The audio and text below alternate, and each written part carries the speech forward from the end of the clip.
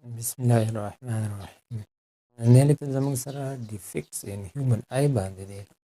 زموږ سره دوه ډیفیکټس دي، دوه نقصانات دي په هیومن آی کې جنرالي. یو ته وایي شارټ سایټډنس، دې ته وایي مایوپیا. بل دی لانګ سایټډنس، دې ته ویلی کېږي روپیا، دې ته څه ویلی کېږي هایپروپیا.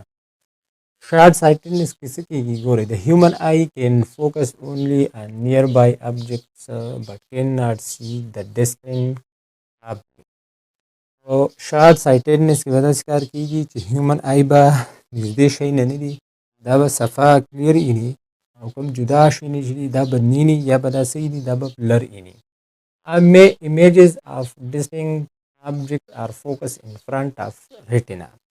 کوم جدا object دی د دې دا ایمیج به څه جوړېږي، د ریټینا مخې ته به جوړېږي. نو موږ دا ویلي وو چې کله به ایمیج جوړېږي، کله چې دوه ریز یو بل په کوم پوینټ باندې انټرسیکټ وي، دا خو دلته جوړ شو. او کلیر ایمیج به موږ ته کله ښکاري، کله چې دا په دې ریټینا باندې دا دوه لایټ ریز شي، دا فوکس شي، انټرسیکټ شي، نو بیا به ایمیج دلته جوړېږي. نو دا خو د ریټینا مخې ته جوړ شو، نو بیا په دې د وجې دا چې کوم جدا ابجیکټ دي دا به موږ ته څه، دا به موږ ته بلر ښکاري، یا به دا کوم ایمیج چې دی دا به د ریټینا مخې ته جوړېږي. او دې ته څه ویلی کېږي، مایوپیا ورته ویلی کېږي. شارټ سایټډنس ته دویم نوم څه ویلی کېږي، مایوپیا. او نیئر ابجیکټ اپیر کلیر بټ ډسټنټ ابجیکټ اپیر بلري. چې کوم نږدې ابجیکټ دی دا به موږ ته کلیر ښکاري، او کوم چې جدا ابجیکټ دی دا به موږ ته څه ښکاري، بلر به ښکاري. It is caused by the eyeball being too long.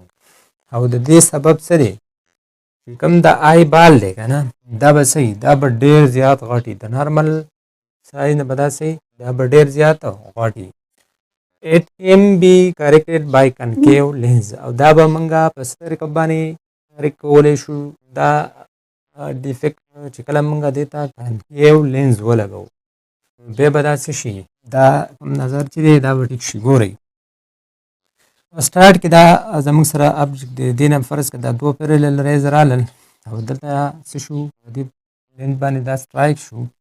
تاسو خیال کړی دا خو کنکیو لینز دی، کنکیو لینز خو دا ریز اپ لایټ صحیح دا په یو پوینټ باندې فوکس کوي که نه، دا فوکس شو، نو دا د دې ریټینا مخې ته فوکس شو.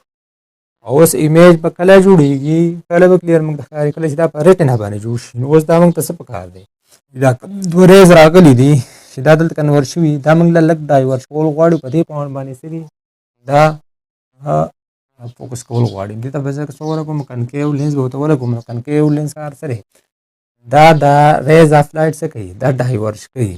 چې کله دا دلته ولګوم دا به لږ ډایورس شي، نو دې لینز ته به دا به څه لږ ډایورج به راورسي. چې ډایورج راورسي، کله په دې نه پاس شي، دا به په دې ریټینا باندې د دې ایمیج کلیر څه شي، جوړ به شي. بل دی لانګ سایټډنس. The human eye can focus only on distant object but cannot see the near object.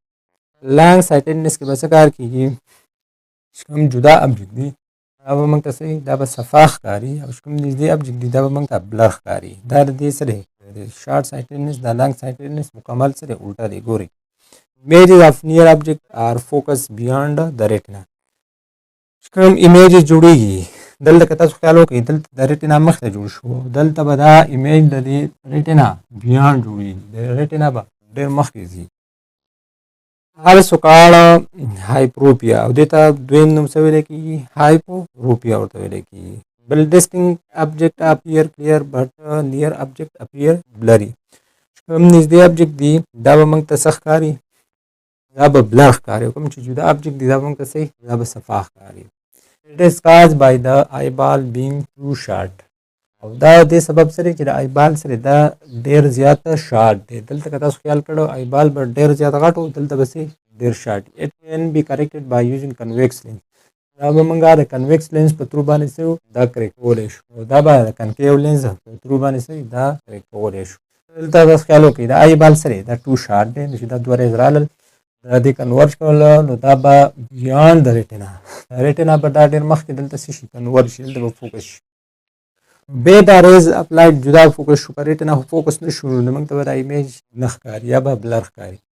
که تاسو اوس خیال وکړئ موږ له وجې پکار ده دا ریز موږ څه کړو، دا موږ نږدې فوکس کړو. نو زه به دې ته څه وایم، کنویکس لینز به ووایم. کنویکس لینز کار سره دا د لایټ ریز څه کوي، دا فوکس کوي. زه به داسې کار وکړم، دې ته به کنویکس لینز ورکوم مخې ته، دا به دا ریز چې کوم را روان دي دا به سټارټ کې څه کوي، دا به دلته څه کوي ریفریکټ به کړي، څه نه څه به را بینډ کړي. نو پوهېږه چې د دې لینز نه پاس دا به یې ښه را بینډ کړي، بالکل دا ایمیج چې دی دا به کلیر په دې ریټینا باندې څه شي جوړ به شي. که تاسو دلته خیال وکړئ نو په شارټ سایټډنس کې به دا کوم ایمیج چې دی دا به شارټ جوړېږي، د ریټینا به شارټ جوړېږي، د ریټینا مخې ته. اوس لانګ دی، لانګ مطلب څه دی جدا کنه، نو دا کوم ایمیج چې په دې لانګ سایټډنس کې کوم جوړېږي دا به د ریټینا نه بیانډ جوړېږي. مشکله دا نږدې جوړ شو دا په دې ریټینا نه مخته جوړ شو، نو دې ته به موږ څه ولګوو کنکیو لینز ولګوو، او دغه ته به څه ولګوو کنویکس لینز ولګوو چې دا څه شي دا پر یو پوینټ باندې به نږدې فوکس کړي. بل پکې دی ریزالوینګ پاور. ریزالوینګ پاور څه ویل کېږي، نو د کیپیسټي اف ان انسټرومنټ ټو distinctively separates 2 points which are close together is called resolving power. دا به د یو object صحیح دا به هغه خاصیت کیپیسټي به وي، دا جدا object کوم دوه objects روان دي پوینټونه دي دا به موږ ته صحیح which are close together دا به موږ جدا کولی نه شو. دا دوه object به صحیح دا به یو بل ته ډېر زیات رانږدې. که تاسو یې خیال وکړئ دا فرض کړه جدا یو لایټ روان دی، دا موږ ته که تاسو خیال کړی اوس پته نه لګي چې یاره دا بایک موټر سایکل را روان دی یا موټر را روان دی. موټر کې دوه لایټونه دي، په بایک کې صحیح یو لایټ وي. نو چې دا اوس موږ ته لږ ښه رانږدې شو نو موږ ته دا لږ کلیر شوله دا لایټونه څه دي دا دوه محسوسېږي. اوس چې بیا ډېر زیات رانږدې شو بیا موږ ته کلیر دا څه شي یاره دا لایټونه څه دي اصل کې دوه دي. The capacity of an instrument to distinctively separate 2 points which are close together is called resolving power. چې کله دوه پوینټونه یو بل ته ډېر زیات نږدې وي او دا موږ څه دا موږ دا د یو بل نه فرق په دې کې شو کولی چې دا د یو بل نه جدا وي. داسې ابیلیټي ته کیپیسټي ته به د یو انسټرومنټ څه وي دې ته به وایي ریزالوینګ پاور.